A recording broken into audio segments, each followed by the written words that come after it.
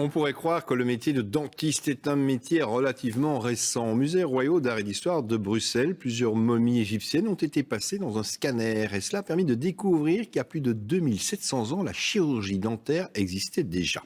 Les explications de Gilles Larondel, Vincent Bayonnet et Sarah Hendricks. Il aura fallu 2700 ans pour que cette momie égyptienne révèle ses secrets.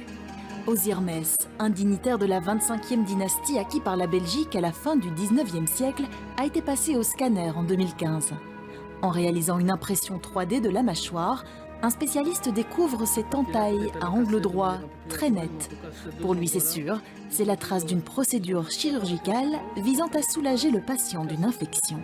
Ce geste n'est plus pratiqué tel quel parce qu'aujourd'hui il y a des antibiotiques. Aujourd'hui, il y a aussi tout ce qui est les moteurs, donc on peut fraiser, on ne doit pas commencer à casser. Mais par contre, si j'étais dans une situation impossible, je n'ai pas d'antibiotiques, je n'ai pas d'électricité, je n'ai que ça dans ma main, ben j'irai.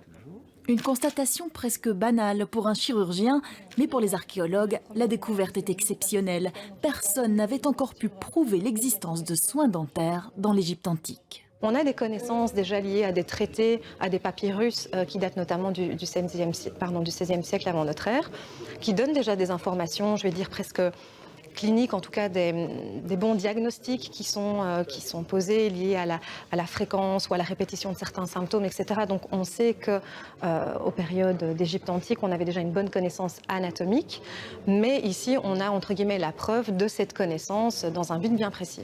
Osiris et 14 autres momies avaient été scannées aux cliniques universitaires Saint-Luc il y a près de 6 ans. Une technique non invasive qui permet de respecter leur intégrité. Le scanner permet, entre guillemets, de saucissonner virtuellement un corps, dans le cas d'un patient, ici c'est une momie, et de distinguer tout ce qui se trouve à l'intérieur. Quand je dis tout ce qui se trouve à l'intérieur, dans le cas d'une momie, c'est justement le plaisir de la chose, c'est qu'on ne sait jamais exactement ce qu'on va trouver à l'intérieur.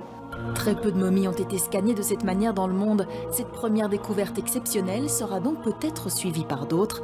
Près de 3 millénaires après leur mort, ces corps recèlent encore bien des mystères.